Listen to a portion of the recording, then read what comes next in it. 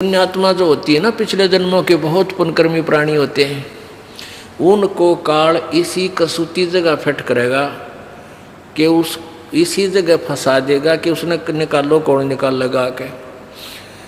अब जैसे मीराबाई जी पुण्यात्मा थी और ठाकुरों के घर में लड़की का जन्म दे दिया। अब वो भगवान को चाहने वाली ऐसी जगह फिट कर दी, उसने झांकण भी ना दे बाहर गली तक पर्दा में रखा अपनी वो बेटियां ने ठाकर लोग, पहले ऐसा व्यवस्था थी। वो तड़फे बेचारी अपना जैसा भी ज्ञान हुआ परंपरा से, घर से, माता से, कृष्ण जी को भगवान मान के उससे का नाचे कूदे जैसा भी व्यवस्था थी, लेकिन हृदय से रोया करती। और परमेश्वर ने वहां भी जाके निकाला, उसको कारण कुछ भी बनाया। पहले आपको कथा सुनाई थी। अब ये झीमर कौन था? ये पिछले जन्म जन्मांतर की एक पुण्यात्मा थी और इसका ऐसा जन्म कर दिया, संस्कार बना दिए कि वो उन मछियारा का घर जन्म हो गया उसका। और इस टाइप के जो व्यक्ति होते हैं ना, ये बेसब्रे होया करें, अणथक होते हैं। अब वो इतना कसूता मछियारा था कि उसने आसपास की तालाबों की मछली निकाल के जाल डाला गए और सारी खाली या बेच दी, जैसे करता था। जिस राज्य में वो मछियारा रहता था, यानी वो जिम्मर रहता था, कालू नाम था उसका, उसके दूसरे पड़ोसी राज्य में एक राजा बहुत धार्मिक था। उसने आदेश दे दिया था कि कोई जीव हिंसा नहीं करेगा, ना तालाबों से कोई मछली पकड़ेगा, ना कोई शिकार करेगा मेरे जंगल में। उसने देखा एक दिन के सीमा के साथ वाला जो देश है, उसमें एक बहुत बड़ा तालाब है और उसमें नरी मछली बहुत जबरदस्त पड़ी है। वो देखा दिन में, तो शाम ने वो बखते पहुंच गया। रात ने सुबह बखत उठ कर सोचा बखत से निकाल लाऊंगा, कोई नहीं पाएगा। थोड़े थोड़े सर्दियों के दिन थे। उसने पहला एक जाल डाला और मछली बाहर डाली, सर्दी सी लागी, आग बाल ली, आग बाल के सेक लिया, अपने हाथ पैर सेके, फिर दोबारा ट्राई करने लग गया, इतने दिन ले करने हो गया। इतने में क्या हुआ कि उसी नगरी का राजा, उस देश का राजा अपने दूसरे शहर में जा रहा था। सुबह सुबह हाथी पर बैठा आवा था, आगे सैनिक, पीछे सैनिक, अंगरक्षक साथ थे। अब चोर की तो नजर नो भी रहना कि कोई देख ना ले, उसने देखा को तेरे की वो आगे भाई।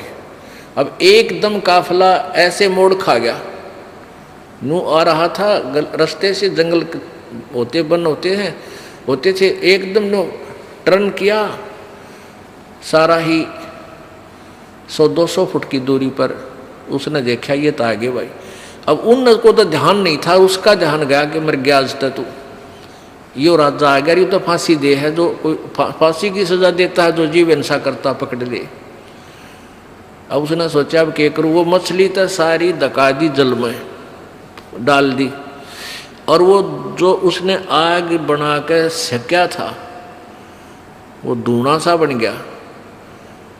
लकड़ी जला रखी थी, उड़े बैठ गया आंख मीच के। एक लंगोट तन पे था, दाढ़ी मूछ बड़ी हुई थी, महात्मा के सा रूप पहले था उसका, क्यों पहले इसे का दाढ़ी बाढ़ सब का बड्डे रहा करते। और एक लंगोट तन पे था। उसने सोचा और कोई तरीका नहीं, तू साधु रूप बना ले। अपने शरीर पर सारे का राख पड़ी थी वह ला के और मुंह माँ पर लाकर बैठ गया, नुआकड़ के आसन पदम लगा के। अब महात्मा ने, उस राजा बड़ा धार्मिक था, उसने सोचा रे देखो महात्मा बैठा भाई, रोको एक बार। जब कति सामने आ लिया ना, वो रुकवा लिया, रो माड़ी आँख खोल देख ले, जालिया काड़े है। वो जब सामने वो रोक लिए, राजा नीचे उतरने लग गया, वो ला के पैड़ी सी हाथी पे सीढ़ी ला के, वो जान गया काज मर गया तू भाई। अब वो डरते ने भगवान याद करया।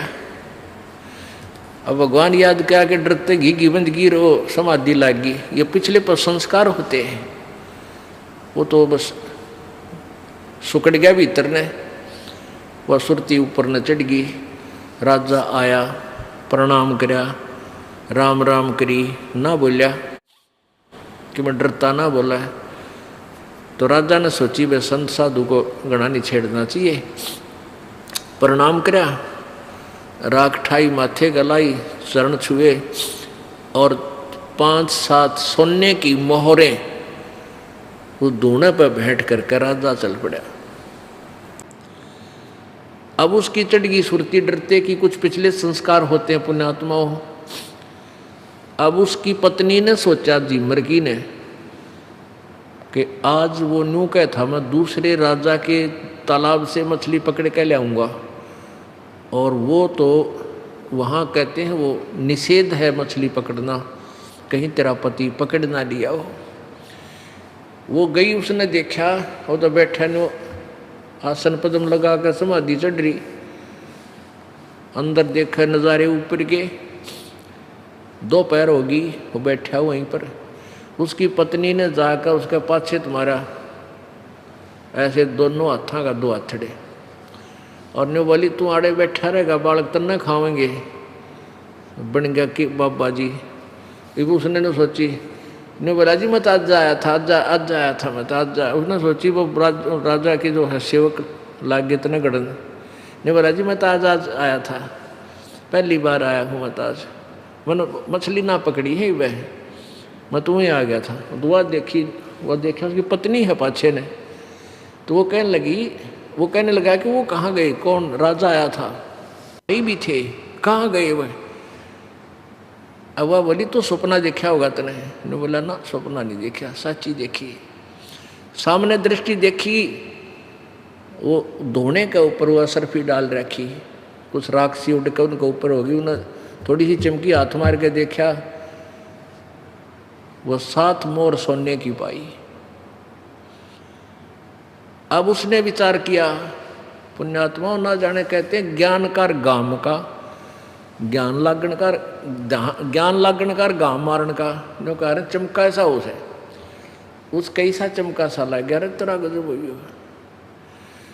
आज मैं नकली साधु बना था, और देख राजा भी डर गया मेरे ते, माथा टेक्या और सेवा दे गया। और जब मैं वास्तविक संत बन जाऊं तो पता नहीं क्या सुख मिलेगा।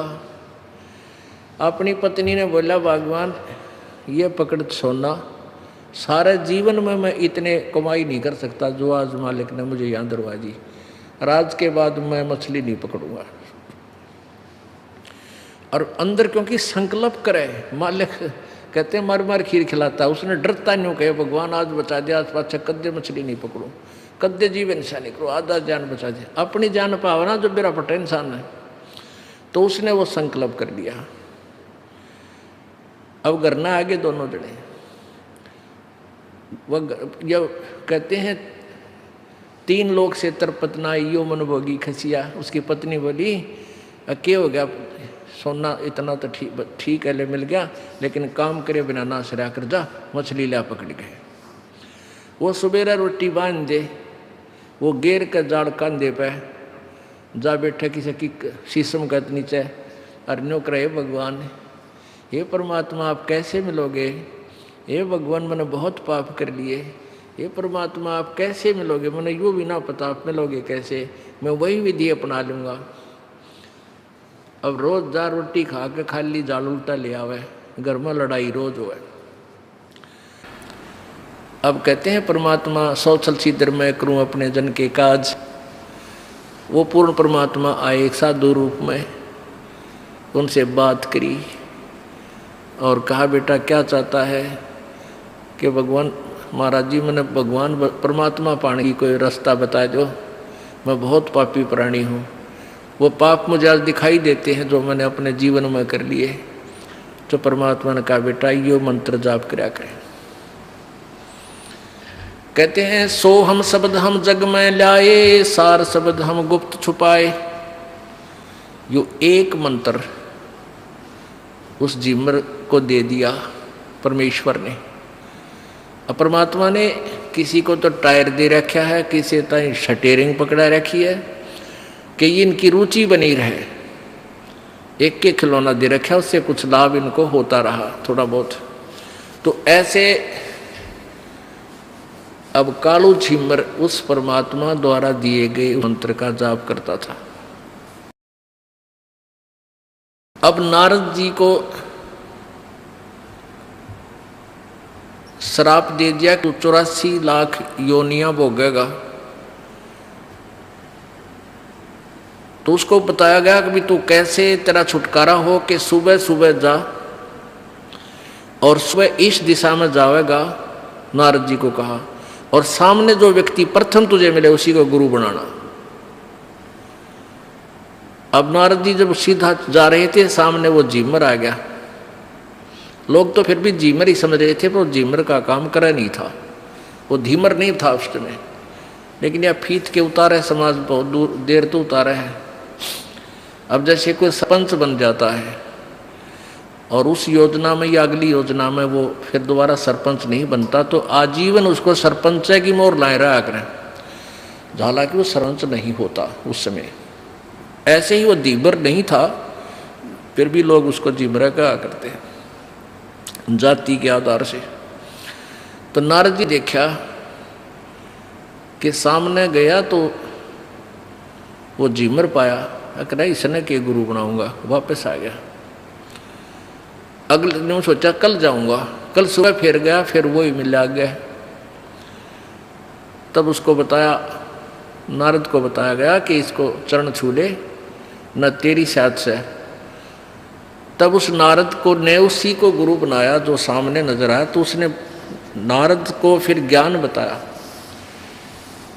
और हमने काम बिगाड़े हैं। उस झिम्मर को भले ही आदेश नहीं था कि नाम देने का, उसने उसको गुरु बनकर उसको उपदेश दे दिया। और जितनी राहत नारद जी को मिलनी थी वो राहत भी उस झिम्मर द्वारा दिए गए उपदेश से, यानी पूर्ण परमात्मा के द्वारा ही बैटरी चार्ज्ड उस कालो नामक झिम्मर से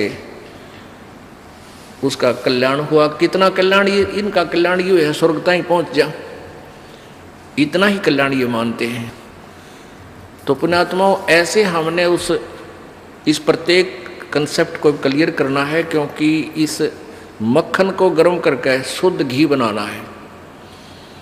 अब शुद्ध बनेगा ये इस तत्व ज्ञान से, परमात्मा की वाणी से। इसके अंदर 4 वेद, 18 पुराण, 11 महाभारत, गीता जी, कुरान और बाइबल, और इनसे आगे का ज्ञान भी इस सूक्ष्म वेद में है, जो ये सच्चिदानंद घन की वाणी है।